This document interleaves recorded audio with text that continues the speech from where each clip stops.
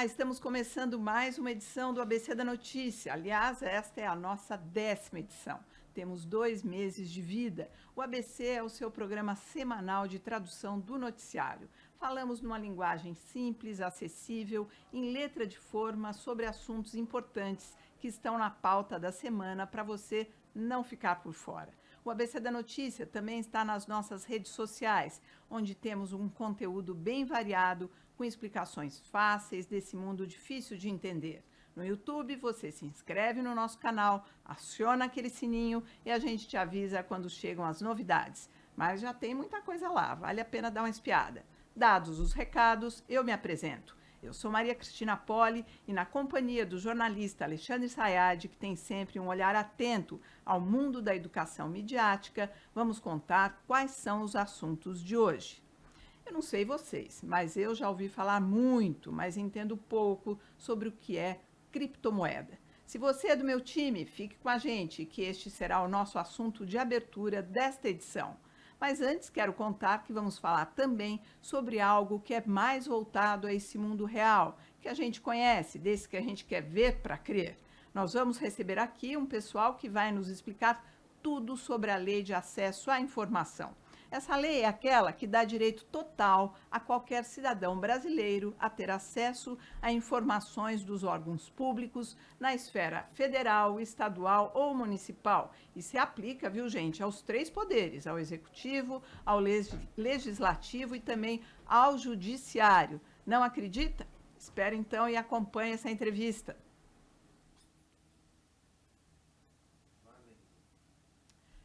Bom, mas a gente vai começar entendendo o que são as criptomoedas. Quem nos ajuda nessa tarefa, nesse direito à informação, é o professor de finanças do INSPER, Ricardo Rocha. Bom dia, professor Ricardo, obrigada pela presença, obrigado por estar aqui com a gente para essa tarefa que eu sei que não é nada fácil, porque muita gente não conhece o que é a criptomoeda, começando por essa aqui, que está aqui falando com você. É só pegar. Hoje eu peguei a manchete essa semana de um jornal que fala assim: criptomoedas desabam e mercado perde 200 bilhões em 24 horas. Para mim, podia estar escrito em chinês, em russo, que não quer dizer nada. O que mais a gente precisa saber, aliás, o que a gente precisa saber quando a gente ouve essa palavra criptomoeda? Quando a gente vai na Wikipedia, está dizendo lá que é uma cybermoeda, que é um meio de troca que se utiliza usando a tecnologia.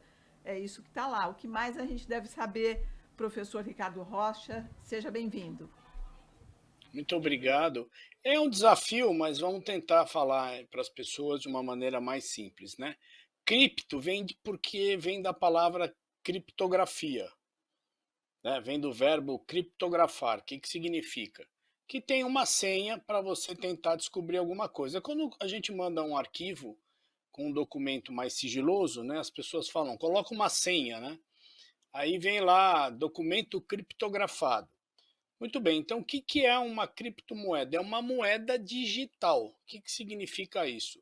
Que um tempo atrás, um indivíduo criou um sistema de computador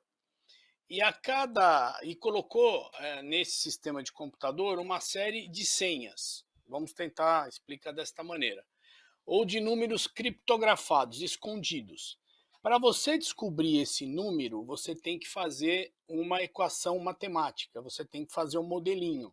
E você vai dando para acertar a senha, vamos dizer assim. Na medida que você acerta a senha, você recebe um prêmio. E esse prêmio é uma moeda chamada Bitcoin, né? Então, só que tudo no mundo digital. A gente sempre procura falar para quem quer aprender sobre o tema, entender que esse é um processo sem volta, e o cripto vem de senha, então você tem um desafio e o teu prêmio é esse Bitcoin. Existem outras moedas também, é que o Bitcoin é a mais famosa.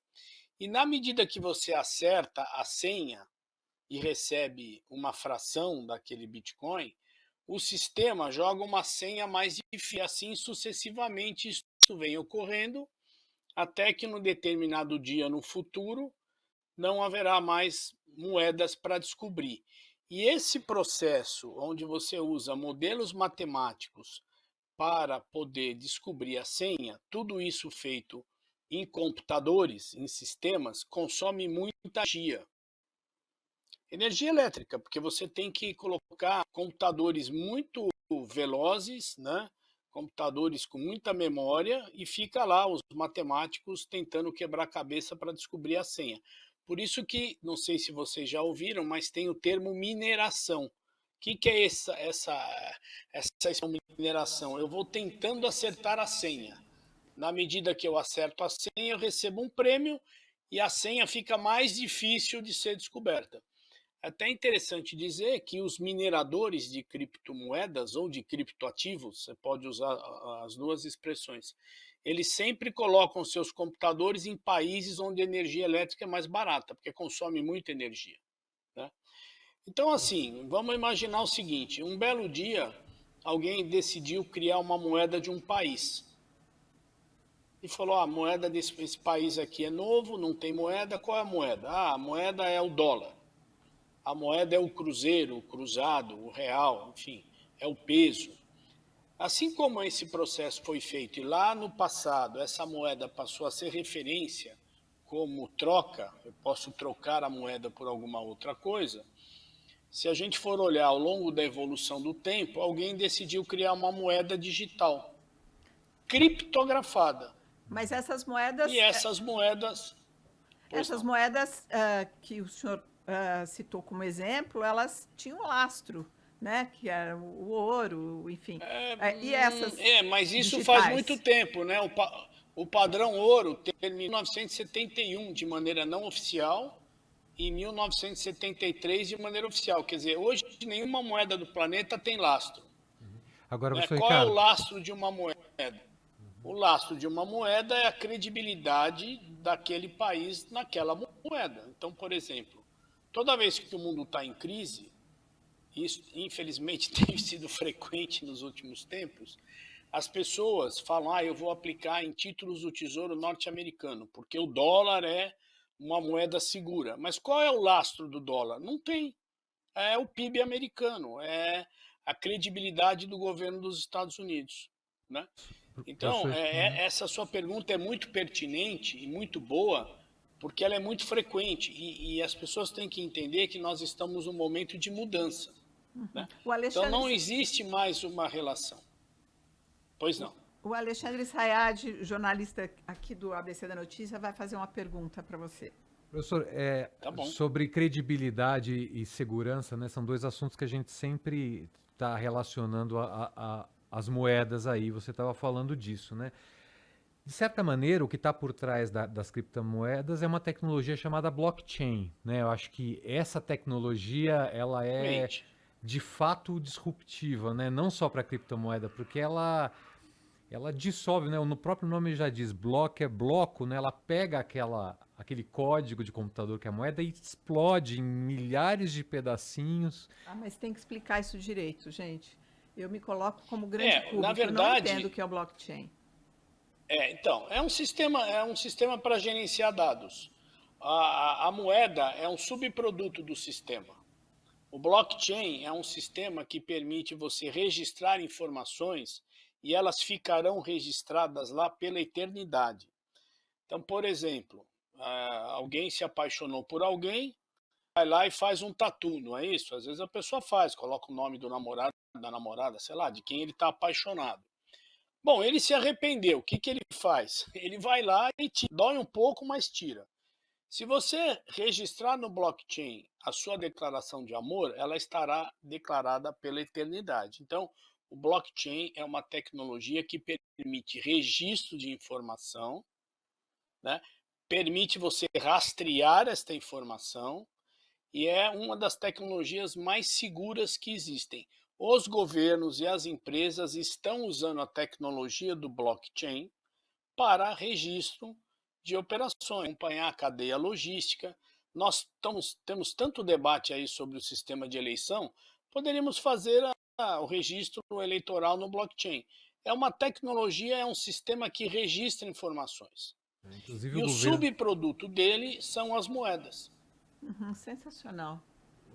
o governo da Agora, Estônia. a moeda, o que que é importante, vocês me permitem? Primeiro, como toda moeda, mesmo física, mesmo dólar, mesmo real, que a gente consegue pegar a notinha, né, e sentir na mão, se eu vou para o mercado que compra e vende moedas, ele é um dos mercados com mais variação de preço. E para essa variação a gente chama isso de volatilidade. Então, se uma moeda física já conhecida, amplamente conhecida, onde existem alguns modelinhos Aham. já testados, que a gente consegue prever o preço futuro, imagina uma moeda nova, uma tecnologia nova. Então, o que que é importante? Quem quer investir em criptoativos, primeiro estude o que é o blockchain, entenda como funcionam as moedas, né? Verifique o seu perfil de risco e, se decidir fazer isso, compre uma fraçãozinha com um pouco de dinheiro e passa a acompanhar a volatilidade, O né? Alexandre vai fazer Esse uma. negócio é tão... Oi, desculpa. Não, pode concluir, professor, que o Alexandre vai fazer uma Esse pergunta em negócio é seguida. importante. Esse negócio é importante por duas coisas. Primeiro, que não tem bizu, né? Não tem almoço de graça, não tem barbada. Isso não existe. Não acredite quem fale isso para você. E está cheio de gente nas redes sociais falando. Esqueça, é tudo mentira. Segundo, você não pode perder aquilo para a qual você não tem capacidade. Então, se eu posso perder R$ 500 e quero entender o que é um criptoativo, uma criptomoeda, ok. Eu vou acompanhar ao longo do tempo, posso sair com ganho, posso sair com uma perda, que às vezes é uma boa experiência de aprendizagem, é você tomar um pequeno risco. Porque assim você acompanha as oscilações e tenta responder por que que essa moeda oscilou. Por que que ela oscila? Porque ela tem oferta e demanda, né? Mas uma coisa é verdade, grandes empresas no mundo já aceitam pagamento em Bitcoin, por exemplo. Alexandre. Então Agora, estamos diante do novo, né? Estamos diante do novo. O novo nos leva a fazer reflexões, Exato. né? Mas assim, e outra coisa importante, ao contrário do que muita gente fala, todo Bitcoin é extremamente rastreável. Então imagine que você tenha comprado um Bitcoin ou fração de Bitcoin. Você vai ter uma senha criptografada. Se você perder a sua senha, você perdeu os seus Bitcoins. Mas eles aparecem na rede. Então, tem muita história que usam Bitcoin para pedir sequestro. Olha, é tudo balela, porque é tudo rastreável.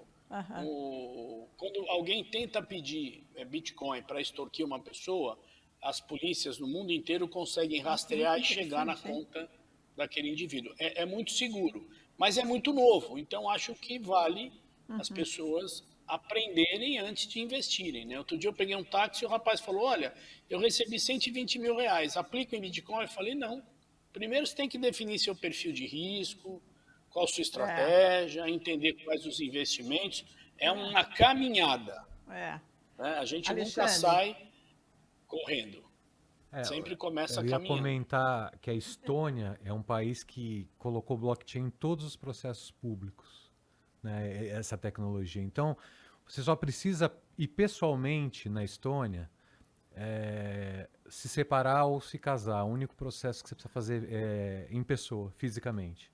Então, compra de terrenos, é tudo registrado em blockchain, né? E o conceito do blockchain é esse que eu estava tentando explicar. É um bloco, né? Ele tem esse nome porque ele é um bloco que se dissolve em milhares de computadores. E essa mineração que o professor estava se referindo significa pegar esses pedacinhos da moeda que estão dissolvidos e juntar para formar um Bitcoin ou uma moeda propriamente que tenha um valor, né? Agora, eu queria... tem uma questão que é a questão do registro, Ricardo. É muito importante você ter já que não tem lastro, você precisa ter a liquidez registrada, você precisa ter as notas, tem número de série, né? As notas de dinheiro têm número de série. De certa maneira, o blockchain ele funciona como uma casa de compensação, assim, ou um livro de registros de uma moeda digital. Isso que eu queria entender, o papel do blockchain, porque assim... no criptoativo, né? No criptoativo. O papel do blockchain Criptoativo. no criptomoeda. Ou criptomoeda. Eu até acho que didaticamente é melhor a gente usar É, o termo gente, por criptoativo. favor. Mas exatamente isso. Você tem corretora de blockchain e você vai ter um registro que está lá no blockchain. Aquele número de série que você tem na sua casa, geralmente você vai ter um físico e você deve ter anotado a sua senha em vários lugares. Que se você perder a senha, você não recupera. É o registro, está registrado lá. Tanto é fato que tanto, por exemplo, a Comissão de Valores Imobiliários, ou a SEC, ou o Banco Central, Receita Federal, auditores, Ministério Público, eles receberam informações e entenderam que tem um registro. Eu sei de quem é aquele ativo. Portanto, se eu sei de quem é o ativo, aquele ativo tem que estar refletido no imposto de renda de alguém, né? Isso E agora. quando eu tiver Agora, um ganho de capital, eu tenho que pagar imposto. a criptomoeda, professor, tem sido usado para que tipo de negócios? Assim, tem sido mais comum usar em que tipo de transação? Bom, primeiro alguns investidores mais ricos, né? Aqueles que fazem o que a gente chama de diversificação internacional, a partir do momento que entenderam que a tecnologia do blockchain é algo que veio para ficar e não tem volta, e que os criptoativos são seguros, eles investem para diversificar. Eu já tenho dólar, eu já tenho ações, eu já tenho imóveis, eu vou ter criptoativos. Né? Isso é um investidor, é, sei lá, um investidor tipo private bank, né? Agora, algumas empresas têm feito transações e ela tem a vantagem de você poder transacionar entre países o criptoativo. Então, aqui no Brasil, a gente já teve construtora que aceitava você pagar o imóvel em Bitcoin, por exemplo. E como toda, é um processo de você ganhar segurança. Esse é um processo que apenas começou. Ele está longe de chegar numa consolidação, né? Mas eu Assim como conheço o dólar. gente que eu conheço gente que deu entrada no imóvel, na casa própria, através da sua reserva de criptomoeda. A minha pergunta é sempre Sim, para contratos futuros, professor, porque quem garante, num contrato que tem um prazo mais longo, que aquele pagamento lá na frente, daqui a 5, 10 anos, vai poder ser feito em cripto, em que cripto, se não é o Bitcoin? Quer dizer, essa garantia de é. liquidez de um contrato é algo que ainda para mim não é claro, eu não sei se para o ouvinte é claro também. Que garantia de liquidez eu tenho para transformar um papel, um contrato, em uma moeda, se a gente usar uma moeda digital? Olha, é a mesma garantia. Ou você acredita que aquele ativo será aceito, ou você acha que ele não existirá mais. Então, vou dar um exemplo agora. Em função da guerra, houve uma demanda por dólares, né? Você tem um contrato a receber em dólares daqui 5 anos. Qual é a probabilidade hoje de você pensar, não sei, será que existirão dólares daqui a 5 anos? Você vai dizer, não, claro que vai. Só que eu posso te dizer, eu não sei se vai, eu não sei qual a velocidade de mudança da economia. Né? Então, se a gente for pensar no futuro, nada é certo, tudo é incerto. Tá? Mas Claro algumas que coisas são mais um certas que dólar, um outras, né? euro. Não, existe, sim, a probabilidade é diferente, mas não dá para a gente afirmar para o ouvinte que algo daqui 5 anos eu tenho 100% de certeza. Eu estaria mentindo. É. Né? Não tenho. Agora, claro que essa probabilidade muda, depende do ativo que eu tô utilizando, né? Então, o que acontece é que a gente vive um processo de consolidação. O que eu acho interessante para as pessoas entenderem, os bancos centrais, no processo de entender essas novas tecnologias que geram moedas digitais, estão criando as suas moedas digitais. Então, o Banco Central do Brasil é muito evoluído o real digital. Não vai demorar muito tempo, nós teremos o real digital, né? Como se fosse um cripto do real. Né? Então, essa é uma tendência mundial da gente ter. E é interessante que algumas corretoras de criptoativos começaram a se especializar em blockchain, porque ele ajuda, como você disse, a registro de qualquer coisa, inclusive de operações de bolsa de valores, de renda fixa. Eu posso registrar tudo, cartórios. Se eu assumir a tecnologia do blockchain, eu não preciso ter cartório físico, vai ser tudo digital. Então é um momento do novo, né?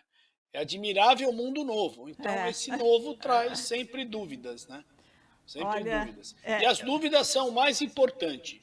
É. Então eu sempre digo para as pessoas, pergunte. Você não pode ter vergonha de perguntar, porque está longe da gente exaurir todas as respostas possíveis para as dúvidas das pessoas. Agora, para quem quer entender o que é um criptoativo, a minha dica é: pega um dinheirinho que não vai fazer falta, pega uma corretora que você tenha informação e compra uma fração de moeda. E monta um gráfico, todo dia fica sofrendo. Subiu, você fica feliz, caiu, você fica triste. E a partir desse movimento de você acompanhar a volatilidade, você vai começar a perceber quais são os fatores que motivaram aquela mudança de preço, né? Mas assim, é um mundo que não tem mais volta. Ele está só iniciando, sabe? É como se a gente estivesse lá nos anos 60, quando eu era criança, assistindo Hanna-Barbera, os Jellystons. É isso. Daqui a pouco a gente vai estar aí num drone voando e não vai demorar muito. Note que uma empresa aí associada à Embraer já está produzindo carro voador, né? Isso que a gente está fazendo aqui agora, conversando, entrevistando o professor Ricardo Rocha, assim, online, que era uma coisa que a gente jamais imaginava, né? Tinha telefone em casa, eu falava, já pensou um dia que eu pudesse falar no telefone, ouvindo a pessoa? Jamais imaginava. Estamos aqui agora fazendo essa entrevista desse jeito. Olha, gente, Olha, só para vocês terem uma ideia... Pode não, falar. Só para esclarecer o que você falou, eu nasci em 1962. Meu pai se casou com a minha mãe em 1960 e comprou um telefone. Ele foi instalado na minha casa em 1972. Nossa, imagina. Não tinha telefone. Era super valorizado, né? Todo mundo vendia ações da Telefônica, né? Era uma coisa super... Bom, o mundo muda, como a gente está vendo, mas olha, adorei a entrevista, foi super esclarecedora. Para quem ligou o rádio agora e perdeu essa conversa sobre criptomoeda, entra depois no nosso YouTube, volta lá. Tem uma parte que eu gostei muito, pelo menos para mim serviu a beça, que é sobre blockchain. Ele faz uma comparação ali com a tatuagem que as pessoas colocam na pele. Olha, vale a pena. Volta, entra no YouTube, volta, porque é uma entrevista para ser revista mesmo. Gostei muito. Professor Ricardo Rocha, volte, seja super bem-vindo. Muito obrigada por essa participação hoje aqui. Não, eu fico sempre à disposição de vocês e faço um convite para vocês. Quando quiserem fazer o programa lá no INSPER com a turma de blockchain, vai ser muito legal. Ah, que legal. Muito legal.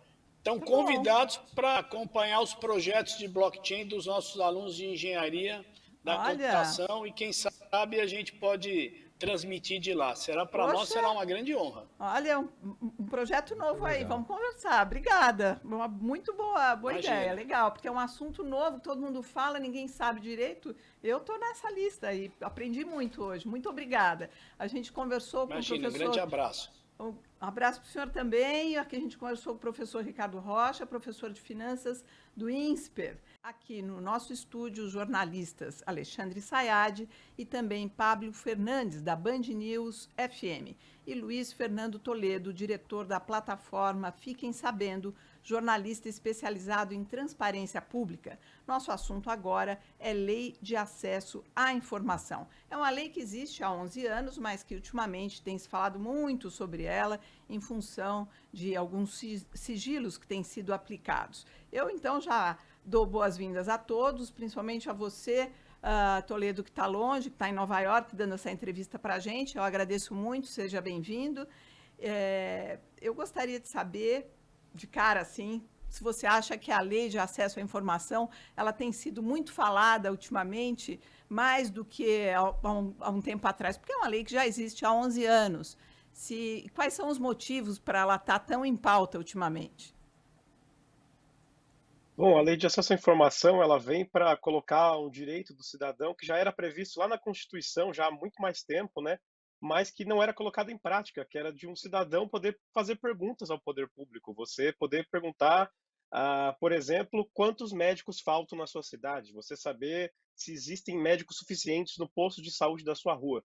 Então, ela vem justamente para garantir que qualquer pessoa possa fazer esse tipo de pergunta.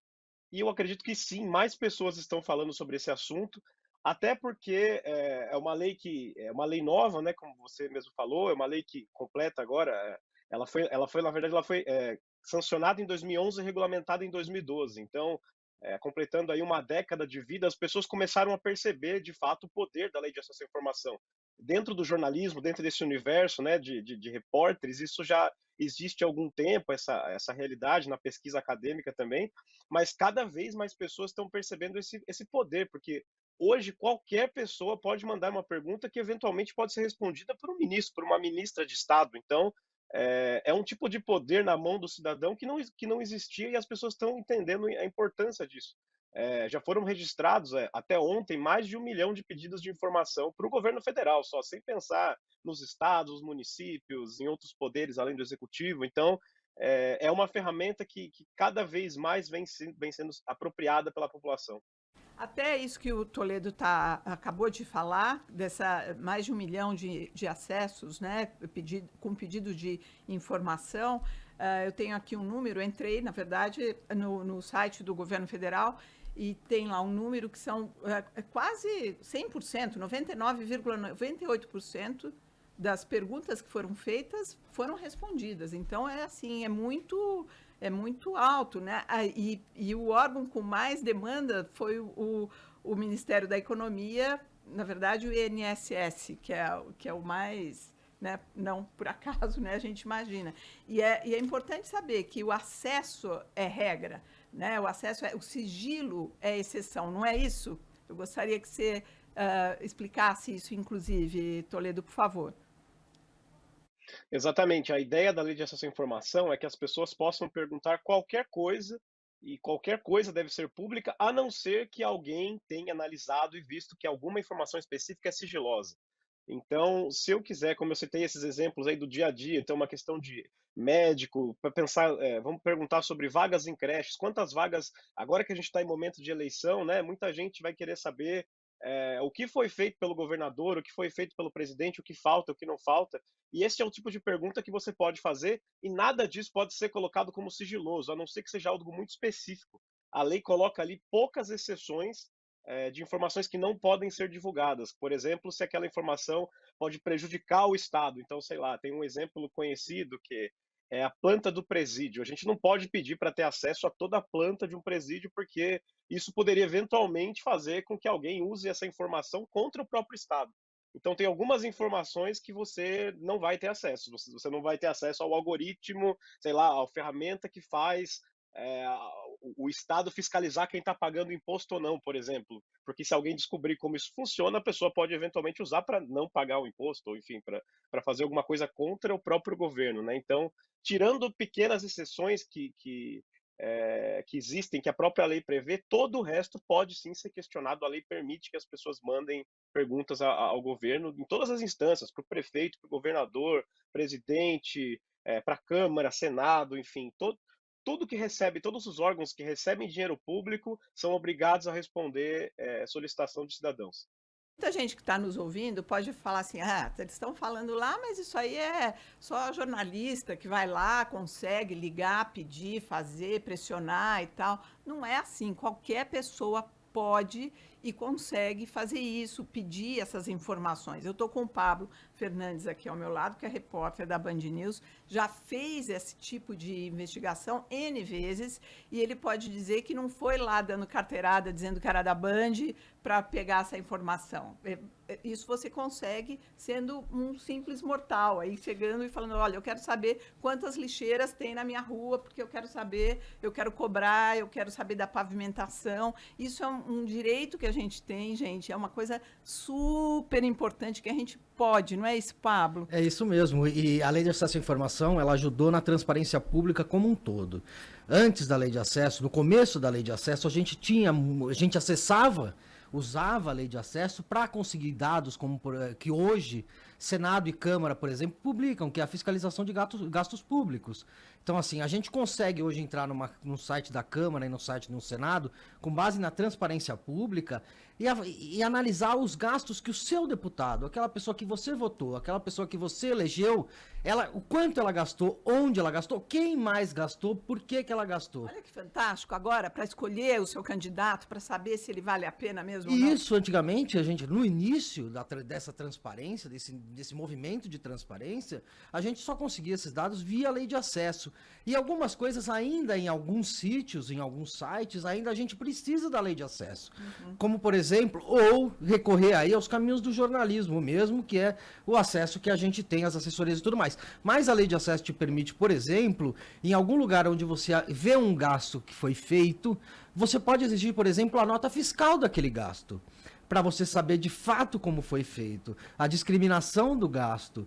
Então, assim, não é só a informação em si, mas os detalhes da informação, né? Quer dizer que você acha que a lei de acesso ela deixou uma cultura de transparência, de certa maneira, como uma herança dela hoje, né? Eu uso a lei de acesso pelo menos há 10, quase os 11 anos que ela existe, mas há 10 anos eu uso a lei de acesso.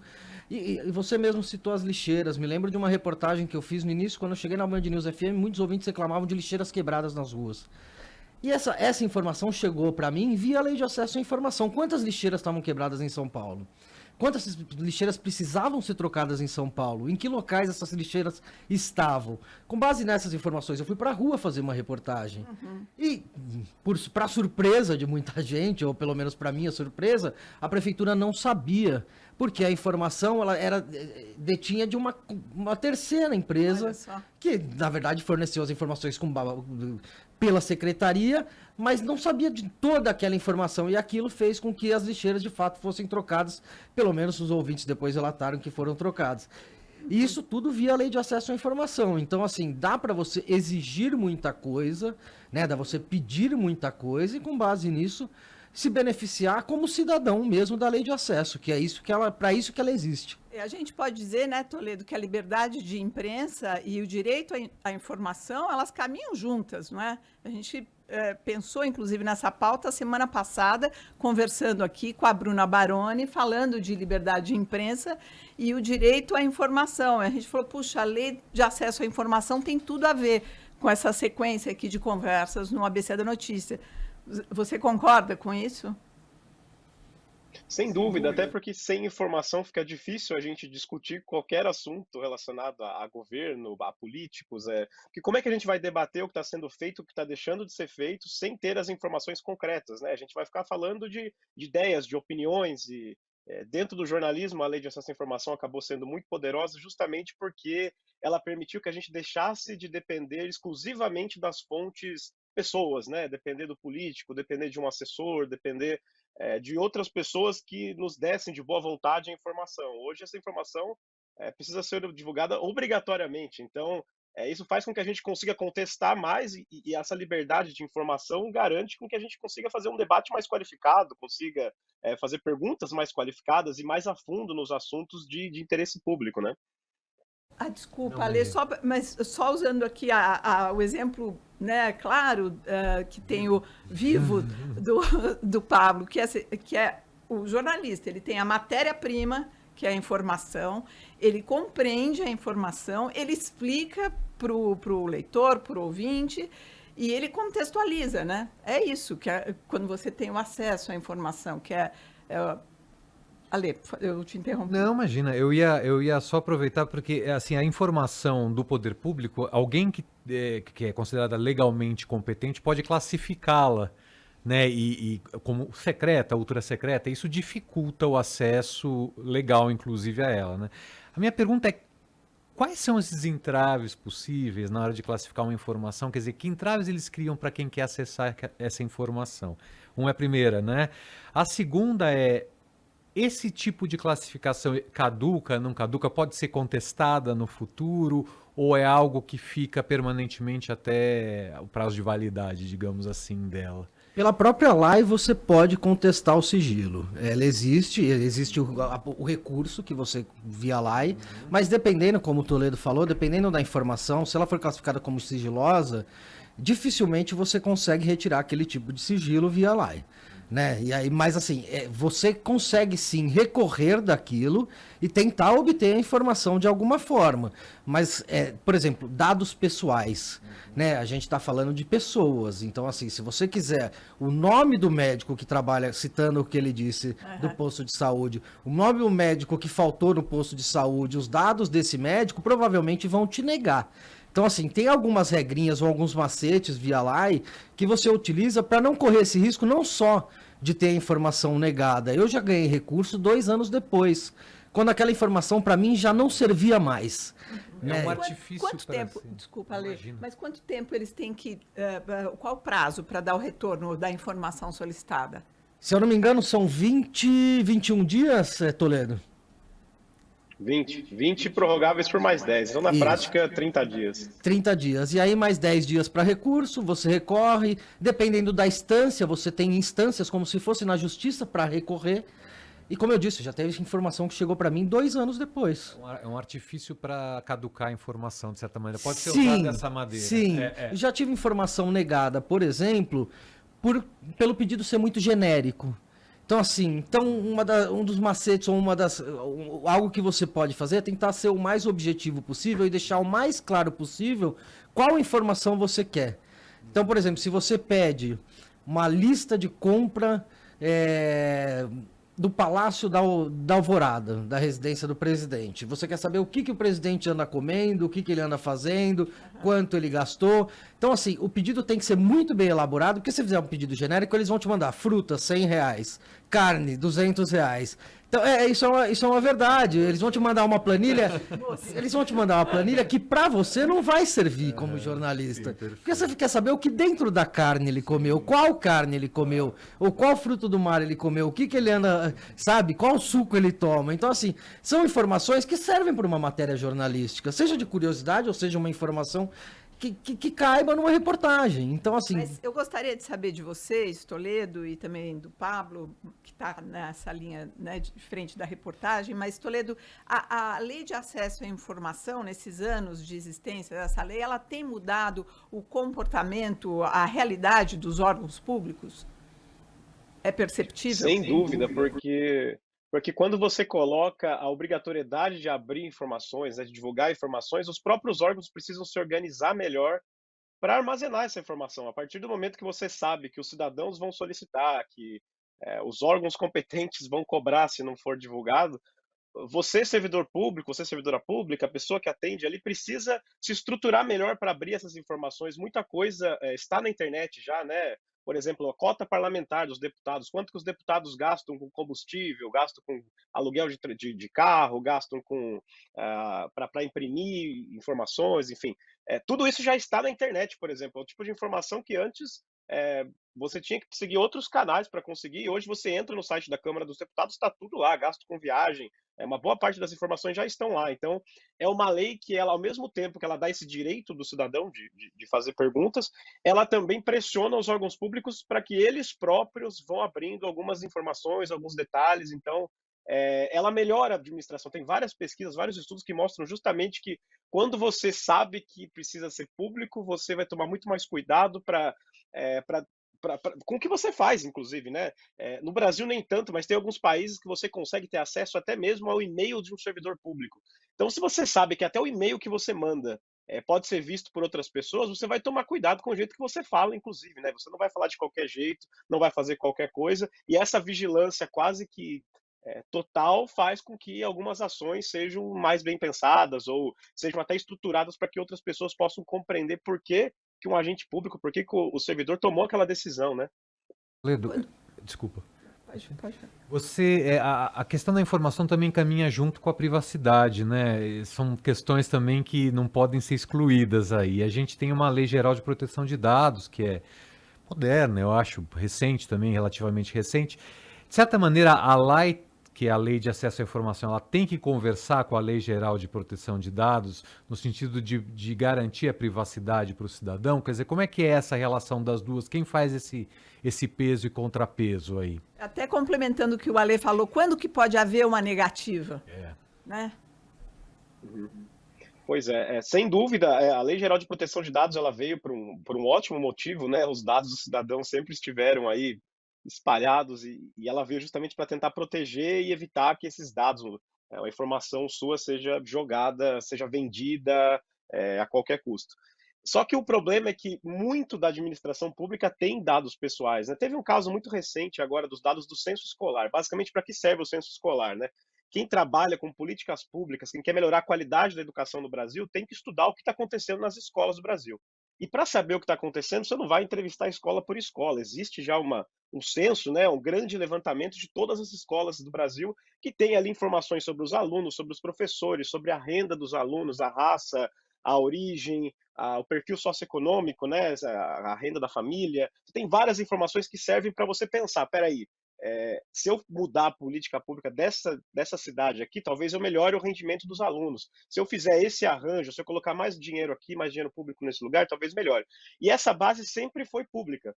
Com a Lei Geral de Proteção de Dados, o órgão lá, é um órgão que chama INEP, né, que fica vinculado ao Ministério da Educação, decidiu tirar do ar essa base porque eles entendiam que ela poderia expor os estudantes. Não tem nome de estudante essa base, é uma base que eles chamam de anonimizado. Que o que é?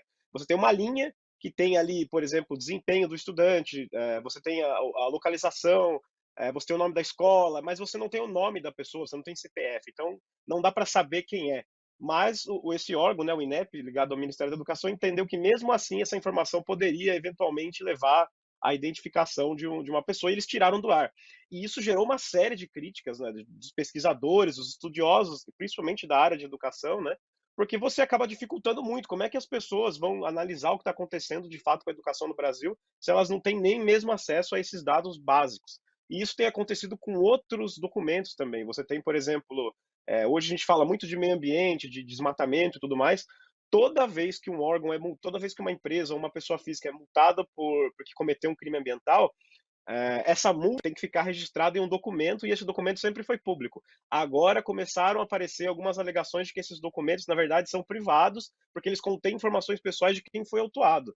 Mas, enfim, é uma discussão que vai durar algum tempo, e os órgãos públicos perceberam a vantagem disso. A gente falou agora há pouco, né, da informação sigilosa. Para você classificar uma informação como sigilosa, dá muito trabalho. A lei diz que você tem que só autoridades de alto escalão, então o ministro, o secretário, pessoas de alto escalão, né, que ocupam cargos altos no governo, é que podem colocar uma informação em sigilo, e precisa ter um prazo de 5 anos, 15 ou 25, dependendo do grau de quão sigiloso é aquele documento.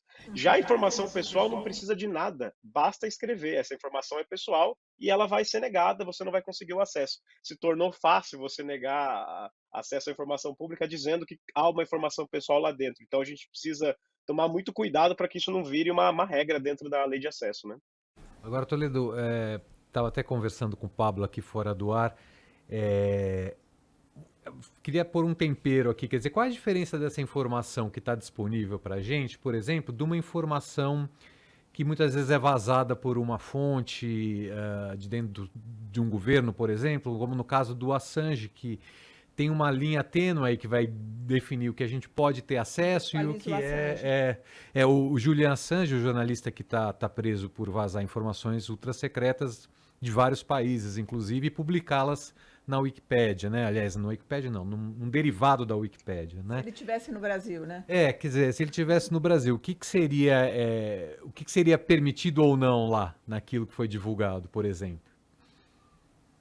Pois é, teria de pensar especificamente no tipo de informação. A pessoa pode responder ao crime por vazamento de informação. Eu não tenho a informação específica de qual seria esse crime, mas o fato é que os vazamentos fazem parte do jornalismo, né? Eles estão dentro da cultura, porque tem algumas informações que só dentro do que diz a legislação, essas informações nunca virão a público. Tem vários casos aí de operações e informações que acabam chegando por vazamento. A diferença, as leis de transparência vieram justamente para tentar tornar cada vez mais informações públicas e depender menos do vazamento, porque o vazamento ele tem uma série de problemas. Quando você vaza uma informação, você raramente sabe como essa informação foi produzida, quem produziu, o que exatamente está naquele documento. Toda vez que tem um vazamento, a gente tem um monte de coisa que a gente não sabe o que é, né? A gente lê, você não sabe se você tem o documento inteiro na mão, se você tem só uma parte. quem produziu aquele documento, porque isso faz muita diferença. Dependendo de quem escreveu aquilo, pode ser que aquele documento signifique uma coisa ou signifique outra. E esse tipo de informação, se não tem transparência, se você não pode ligar para a pessoa que produziu, fazer perguntas, entender o contexto, pode ser que aquela informação não sirva para nada, pode ser que ela sirva, inclusive, para desinformar ou para que ela tenha um viés, né, ela fique muito de um lado ou de outro. Então, hoje eu diria que as duas coisas acabam acontecendo. Você tem vazamentos, o jornalismo ainda depende muito dos vazamentos, mas também a transparência pública, os dados públicos ajudam muito a diminuir a dependência desse tipo de informação, que, como eu comentei antes também, diminui também a dependência de você estar sempre precisando ter uma fonte específica que tem interesses específicos, muitas vezes trabalha para outras pessoas que têm interesses, têm vieses ali, então acaba sendo um pouco melhor essa relação. Mas há essa necessidade. Não me lembro de algum caso no Brasil. A gente tem o caso do Glenn Greenwald, que é o mais recente, assim, né, de vazamento de informação, mas como não foi o jornalista que fez o vazamento, né, você tem uma pessoa que vazou os dados e o jornalista usou esses dados. Então, não me lembro de algum caso recente que o jornalista tenha respondido por vazar algum tipo de informação, até porque raramente é o jornalista que vaza, né? Geralmente é uma fonte, é uma autoridade que trabalha lá dentro, alguém que trabalha no órgão público e passa informação para o jornalista. Então, para o jornalismo acaba não atingindo tanto essa parte do vazamento em si, né? Bom, essa é uma fala mais do que especializada. Esse é um jornalista que vocês acabam de ouvir, especializado em transparência pública. É incrível, né? Ele dá todos os lados, todas as possibilidades, incrível. Bom, gente, para encerrar, eu gostaria de que o nosso ouvinte tivesse a ideia exata aqui, na prática, se ele quiser acessar uma informação, seja ela qual for, seja na esfera do judiciário, do executivo ou do legislativo, como ele faz? Pablo, você que teve esse exercício aí já e faz isso todo dia, o Toledo, se quiser complementar, por favor, como que o nosso ouvinte pode fazer para poder acessar, ele falar, ok, que boa ideia ouvir esse programa, estou aqui inspirado, estou com uma lista de coisas que eu quero saber, por onde ele começa? Bom, todos os sites de órgãos públicos e legislativo, judiciário, executivo, você tem uma parte de transparência e lá muitas vezes, sempre, normalmente está lá, você tem uma parte de lei de acesso à informação no governo federal, chama Fala BR. Então, assim, é um acesso que você pode acessar via senha, um cadastro no .gov também, que é no site do governo, e lá você mesmo faz a pergunta como se estivesse escrevendo um e-mail. E esse e-mail vai retornar para você no seu e-mail, te falando, você tem tal número, é o seu número de protocolo daquele pedido que você fez, e aí com aquele e-mail você vai receber, por exemplo, muitas vezes isso acontece, o prazo foi estendido em 10 dias. E aí você recebe, a informação foi respondida. Quando a informação foi respondida, às vezes, essa informação chega por e-mail, ou outras vezes você tem que acessar novamente o site. Mas normalmente no site dos órgãos públicos tem a parte de transparência, onde você encontra a lei de acesso à informação. É o mais comum. Muitas vezes, em alguns órgãos, é um pouco mais difícil de encontrar. Acho que o Toledo concorda comigo nesse sentido. Uhum. Ok, gente. Toledo, alguma coisa para complementar para a gente ir encerrando a edição? Não, só complementando que o trabalho dessa organização que eu faço parte, eu fiquei sabendo, é justamente que as pessoas consigam fazer perguntas, fazer pedidos. Então, para quem quiser saber, eu quero saber especificamente para essa prefeitura, para esse governo, eu convido a visitar o site, que é fiqueisabendo.com.br, entre em contato com a gente pode ajudar também, é um serviço gratuito, não tem nenhum pagamento envolvido. A gente pode ajudar a acessar as informações, a procurar o site correto para mandar o pedido. É muito legal mesmo, eu já usei, inclusive, é ótimo, fiquem sabendo. Bom, eu quero agradecer muito ao Luiz Fernando Toledo, diretor da plataforma Fiquem Sabendo. Quero agradecer também a você, Pablo Fernandes, pela participação na edição de hoje aqui do ABC da Notícia. Obrigado, Alexandre Sayad. A edição de hoje fica por aqui, o nosso tempo, infelizmente, acabou. Eu sou Maria Cristina Poli e esse foi o ABC da Notícia, um programa que tem a missão de trazer a explicação fácil sobre esse mundo difícil de entender. Para acessar e receber outros conteúdos, se inscreva nas nossas redes sociais e no YouTube não deixe de acionar o sininho. É ele que te avisa que tem conteúdo novo chegando. Lembrando que a coordenação das redes sociais é da Thalita Moreto. Pela Band News FM, a gente agradece o operador de áudio Gustavo Giovanni e a coordenação geral do Renan Suquevicius. Tchau e até o próximo sábado. Obrigada a todos. Tchau.